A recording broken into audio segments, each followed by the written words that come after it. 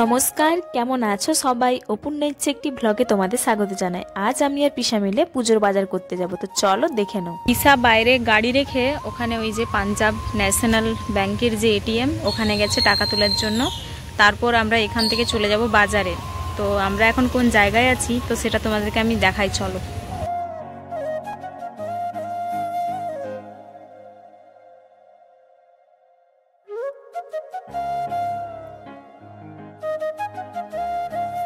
এই কলেজটাতে আমি পড়েছিলাম, এটা হচ্ছে মানে রাজা নরেন্দ্র লাল খান ওমেন্স কলেজ, এখানে আমি পড়াশোনা করেছি। কলেজটা একদম মেন রাস্তার সামনেই, আমাদের মেদিনীপুর বিদ্যাসাগর বিশ্ববিদ্যালয়ের ঠিক পাশেই। তো দেখো এখানে আমার পিসা চলে এসছে এটিএম থেকে টাকা তোলার পর। তো চলো আমরা এখন বাজার করতে চলে যাব। আর তোমরা কে কে এই কলেজটাতে পড়েছো বা এই কলেজটির নাম শুনেছো তারা ছোট্ট করে একটি কমেন্ট করে দিয়ে, তাহলে আমারও খুব ভালো লাগবে।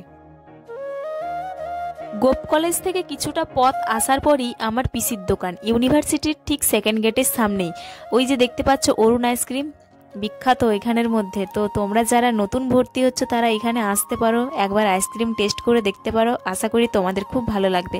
তো চলো, পিসি আমাদেরকে ব্যাগটা দিয়ে দিল পুজোর বাজার করার জন্য। তারপর আমি আর পিসা আবার রওনা দিয়ে দিলাম। তো এটা হচ্ছে আমাদের মেদিনীপুরের রাঙামাটির এখন আমরা ফ্লাইওভারে উঠে গেছি। আর এখন আমরা চলে যাব গেট বাজারের দিকে বাজার করার জন্য। দেখতে পাচ্ছ আজকে একটু রাস্তাঘাটে ভিড় প্রচণ্ড, সবাই পুজোর বাজার করতে এসছে। সবার প্রথম আমরা চলে এসেছি লোকনাথ বস্ত্রালয়ে। এখানে এসে আমরা আজকে পুজোর বাজারটা করব। তো পিসা দেখো এখানে গাড়িটা ঘুরিয়ে রেখে দিচ্ছে। তো চলো তোমরা আমার সাথে দোকানের ভেতরে যাওয়া যাক।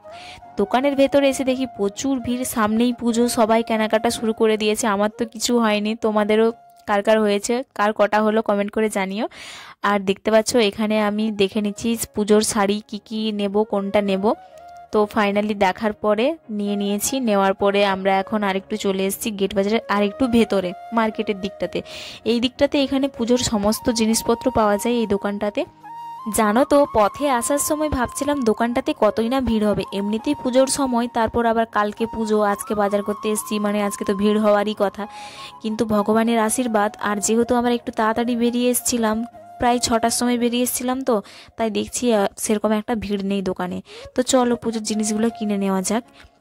তো এখানে আমাদের যে ভাঁড়গুলো লাগে পুজোর জন্য, ঘট ভাঁড়, তো পিসার ইচ্ছা হয়েছে যে সে একটা লক্ষ্মীর ভাঁড়ও নেবে, যেটার মধ্যে কিছু পয়সা জমিয়ে রাখবে। তো সেটাই দেখে নিচ্ছিলাম। তো দেখো কত সুন্দর ভাঁড়টা, মাটির জিনিসের প্রতি একটা আলাদাই মাধুর্য থাকে, তাই না? তো দেখো পিসা এখানে ব্যাগের মধ্যে সব কিছু ভরে নিল। তারপরে বাবা বিশ্বকর্মার একটা ফটো পিসার খুব পছন্দ হয়েছে, তো ওটা ওখানে রেখে দিল, ওটাও আমরা নিয়ে নেব। তারপর পুরো দোকান ঘুরে দেখলাম দোকান সাজানোর জন্য তো কিছু নিতে হবে। তো তারপর পিসা এটা পছন্দ করছিল, আমাকে বললো ছোটোটা নেব না বড়টা নেব। আমি বললাম ছোটোটাই বেশ ভালো লাগছে, ছোটোটাই নিয়ে নাও। তো ওটাই পিসা এখন নিয়ে নিচ্ছে।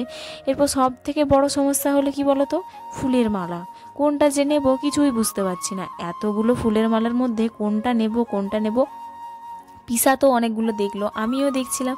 তারপরে ভাবলাম যে এতগুলোর মধ্যে কোনটা যে নেওয়া যায়, আর সবগুলোই খুব সুন্দর ছিল দেখতে, মানে দেখলেই ভালো লাগছে, মনে হচ্ছে যেন সবগুলোই নিয়ে যায়। পুরো দোকানটা কত সুন্দর হরা ভরা ফুল দিয়ে সাজানো বলো তো।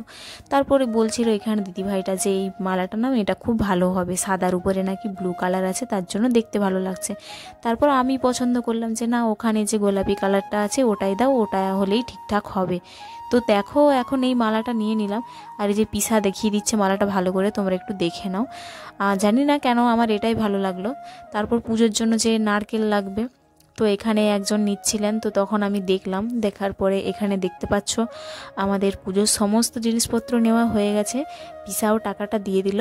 এরপর চলে যাওয়া যাক সোজা ফলের দোকানে। ফলের দোকানে এসেই আমার এই সিগ ডাবগুলো খুব ভালো লাগছিল। তো পিসা বলছিল যে বড় নিবে, আমি বললাম যে বড় বেশি নিয়ে কি হবে, পুজোর জন্য ছোট একটা নিলেই হবে সুন্দর দেখে।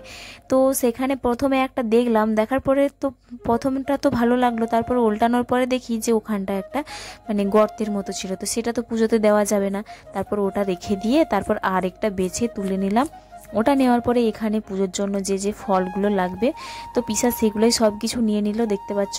নিয়ে নেওয়ার পরে এই যে বাজার করতে এসে মহা সমস্যায় পড়ে গেলাম, মুষলধারায় বৃষ্টি নেমে গেছে। তো যাই হোক, আমরা ফ্লাইওভারের নিচে জায়গাটা একটু পেয়েছিলাম, তো সেখানে আমরা দাঁড়িয়েছিলাম। তারপর ওখান থেকে বেরিয়ে এসেছি, এসে আবার রাঙামাটিতে দাঁড়িয়েছি। ঝমঝমে বৃষ্টি পড়ছে, দেখছো তোমরা, দেখতে পাচ্ছ কত লোকজন গাড়ি রেখে দিয়ে আমাদের মতন দাঁড়িয়ে আছে। প্রচুর পরিমাণে বৃষ্টি হচ্ছিল।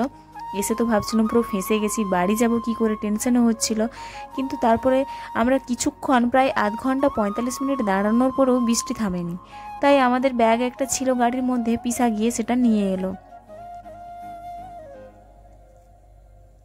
তো ফাইনালি আমরা বৃষ্টিটা একটু কমার পর ভিজতে ভিজতেই এসে ঈশা বলছে দাঁড়িয়ে থেকে লাভ নেই, সারা রাত বৃষ্টি পড়বে, এইভাবে দাঁড়িয়ে থাকলে দাঁড়িয়েই থেকে যাব, তুই ছাতাটা ধর আর আমি গাড়ি চালাচ্ছি। ওইভাবে আস্তে আস্তে তো পুরো ভিজে গেছি। আর সত্যি কিন্তু ওই দিন সারা রাত বৃষ্টি পড়েছে।